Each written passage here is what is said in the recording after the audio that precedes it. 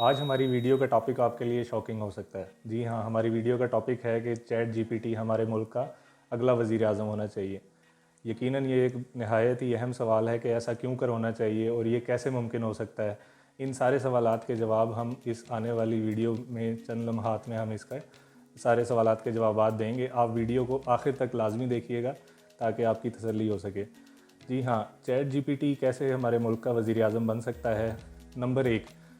Chat GPT को अगर वज़ीर आज़म बना दिया जाए तो जितने भी फ़ैसले हैं वो इंसाफ पर मबनी होंगे। वो इंसाफ पर किस तरह से मबनी होंगे कि जो एक ह्यूमन वज़ीर आज़म है उसने फ़ैसले करने से पहले उसने देखना होता है, रिलीजन को देखना होता है, उसने एथनिसिटी देखनी होती है और इसी तरीके से जो है उसने दूसरे मामलात देखने होते हैं। उसके पास अपने पार्टी के प्रेशर्स होते हैं, उसके पास पॉलिटिकल प्रेशर्स होते हैं, उसके पास जोग्राफ़िकल इश्यूज़ होते हैं जिसको बुनियाद बना करके वो अपने फ़ैसले सरअंजाम दे रहा होता है। लेकिन जब चैट जीपीटी के ऊपर भी आएगी तो चैट जीपीटी ने बुनियादी तौर पे एक जनरली जो फ़ैसला है उसके लिए उसने विदाउट एनी जजमेंटल और विदाउट एनी पॉलिटिकल प्रेशर्स और विदाउट एनी एथनिसिटी और रिलीजियस प्रेशर्स के उसने मेरिट के ऊपर फ़ैसला देना है।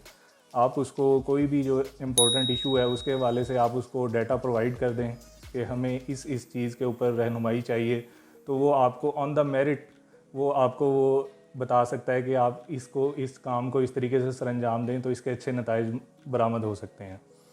अच्छा, इसके बाद अगर हम देखते हैं तो एक मुल्क के वज़ीर आज़म को सिलेक्शन के लिए आपका एक जो पूरा इलेक्टोरल सिस्टम है उसके ऊपर बहुत ज़्यादा इन्वेस्टमेंट होती है। वो इन्वेस्टमेंट ना सिर्फ उम्मीदवार करते हैं करोड़ों रुपए की सूरत में, बल्कि वो आपका पूरा जो है इलेक्शन कमीशन वो उसके ऊपर अरबों रुपए की इन्वेस्टमेंट करता है, जिसके लिए सिक्योरिटी मुहैया की जाती है, जिसके लिए पुलिस मुहैया की जाती है और जिसके लिए इंतज़ामी हवाले से बहुत ज़्यादा इंतज़ामात किए जाते हैं। तो ओवरऑल ये एक अरबों रुपए का एक्सपेंडिचर होता है एक इलेक्शन सिस्टम के ऊपर, जो कि आप अवॉइड कर सकते हैं। और हमारे जैसे मुल्क को कि जिसको ज़र मुबादला के ज़ख़ायर की कमी का सामना है, जिसको माशी मसाइल का सामना है, उसके लिए ज़रूरी ये है कि वो अपने अखराजात को कम से कम रखते हुए ऐसे फ़ैसले करे जो बर वक्त हों और जिनके दूररस नताइज निकलते हों। तो उसको बुनियाद बना करके आप ये देख सकते हैं कि आप अपने जो बिला वजह के जो एक्सपेंसेस हैं वो इस हवाले से इसको कम कर सकते हैं कि आप चैट जीपीटी को मुल्क का वज़ीर आज़म बना दें और उससे जो है अपने फ़ैसलों के हवाले से उससे अपने फ़ैसले करवाए जाएँ। अच्छा, ये बात अब ये पैदा होती है कि ये किस तरीके से मुमकिन होगा। तो बुनियादी तौर पे आपके जितने भी इदारे हैं उसके अंदर आपके जो इंसाफ करने वाले इदारे हैं, आपका नैब हो गया, आपके हाई कोर्ट्स हो गए, सुप्रीम कोर्ट हो गए, तो उनके पास बेसिकली डेटाबेसेस मौजूद हैं और उनके पास जो मुकदमात हैं उनके भी तफसीली उनके पास जो सूरत हाल है वो उनके पास मौजूद है। और इसके अलावा जो है हमारे जितने भी जो आप कह लेंगे पॉलिटिशियंस हैं, उन्होंने जो प्रीवियस उनकी जो हिस्ट्रीज़ रही हैं, उन्होंने जो काम किए हैं, जो प्रोजेक्ट्स किए हैं, वो भी आपके पास मुख्तलिफ़ जो मिनिस्ट्रीज़ हैं उनके पास वो डाटा मौजूद है जो जो प्रोजेक्ट्स हुए हैं। तो आप ये सारे का सारा डाटा उठा के आप चैट जीपीटी को दें। बेसिकली जब हम बात करते हैं चैट जीपीटी को तो यहाँ पे मैं जो टेक्निकल लोग हैं उनको मैं ब्रीफ कर दूं कि इसके पीछे हम बात कर रहे हैं आर्टिफिशियल इंटेलिजेंस की। तो फ्रंट के ऊपर नाम कोई भी हो सकता है, चैट जीपीटी हो सकता है, XYZ हो सकता है, लेकिन चूंकि चैट जीपीटी इस वक्त बहुत ज़्यादा लिया जा रहा है तसलसल के साथ, तो हम इसको चैट जीपीटी के साथ ही हम इसको बयान करेंगे। तो आप ये सारे का सारा जो डाटा है चैट जीपीटी को मुहैया कर दें। चैट जीपीटी उसके अंदर से मेरिट के ऊपर निकाल के बता सकता है कि हाँ जी, आपकी जो ये वाली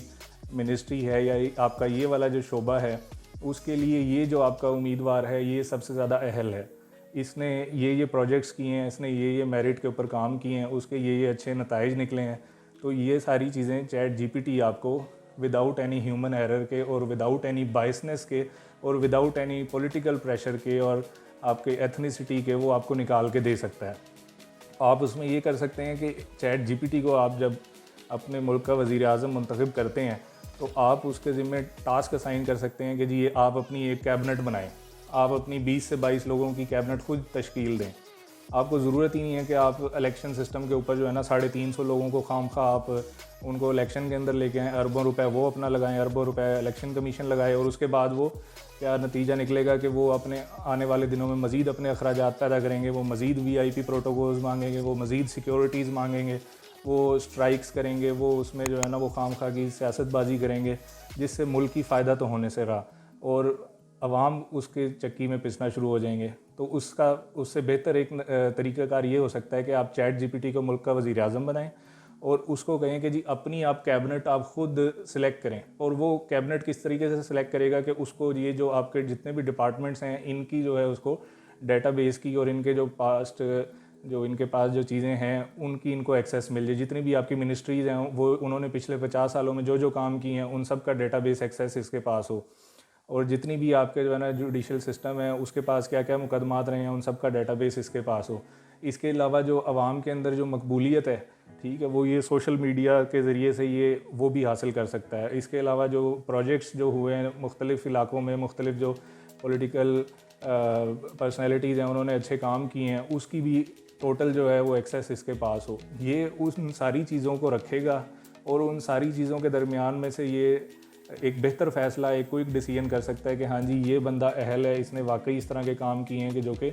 लोगों के जिन्होंने ज़िंदगियां तब्दील की हैं, जो अपने इलाके के लोगों के जिन्होंने एक उनकी मस्बत उनके लिए काम किए हैं और उनको कोई इन्होंने रिलीफ प्रोवाइड किया है, कोई इन्होंने कंस्ट्रक्शन का वहाँ पे ऐसा प्रोजेक्ट किया है कि जिससे लोगों के लिए एम्प्लॉयमेंट जनरेट हुई है। तो वो उसकी बुनियाद के ऊपर और प्लस में ऑब्वियसली कि एजुकेशनल बैकग्राउंड और उसकी स्पेसिफ़िक जो फील्ड है उसके अंदर उसकी एक्सपर्टीज़, तो इन सारी चीज़ों को देखते हुए चैट जीपीटी अपनी को 20 से 22 लोगों की जो काबीना है वो तश्कील दे सकता है, जिसमें उस मुख्तलिफ जो फील्ड्स के स्पेशलिस्ट लोग हैं और ऐसे लोग जिन्होंने काम किए हुए हैं और ऐसे लोग जो एक्सपीरियंस रखने वाले हैं, वो लोग नहीं जिनको ज़ेर तालीम होना चाहिए था और वो वज़ीर तालीम बन जाते हैं, जैसा अमूमी तौर पर हमारी सियासत के अंदर होता आया। तो जब चैट जीपीटी अपनी काबीना तश्कील देगा तो वो मेरिट की बेस के ऊपर तश्कील देगा। वो उसमें ज़ाहिर है कि ऑनेस्टी और लॉयल्टी और वो ये सारी चीज़ें जो है ना उनको चेक करके तो वो अपनी काबीना जब तश्कील देगा तो उनके ज़रिए से जो है ना वो काम ले सकता है। अब वो हर जो काबीना का जो उसका बंदा है वो उससे जो है ना वीकली रिपोर्ट उससे अपनी पुट करेगा, वो अपनी कि उसने इस पूरे वीक के अंदर क्या क्या काम किए हैं। अब वो जो चैट जीपीटी है वो अपना आर्टिफिशियल इंटेलिजेंस बेस्ड एल्गोरिदम वो रन करके वो चेक करेगा कि हाँ जी आया कि ये काम जो है वाकई दुरुस्त तरीके से इसने किए हैं और इसकी जो परफॉर्मेंस है वो एवेल्यूएशन होगी उसकी। अगर वो काम दुरुस्त नहीं कर रहा तो उस मिनिस्टर को, उस जो कैबिनेट का जो साहब हैं उनको वो चेंज भी कर सकता है। वो उसकी जगह कोई नेक्स्ट जो अवेलेबल जो रिसोर्स होगा जो बेहतर तरीके से रन कर सकता है वो उसको भी लेकर आ सकता है। तो ये इस तरीके से जो है ना वो एक बहुत सारी जो आपके पास पॉसिबिलिटीज़ ओपन होती हैं अगर आप चैट जीपीटी को,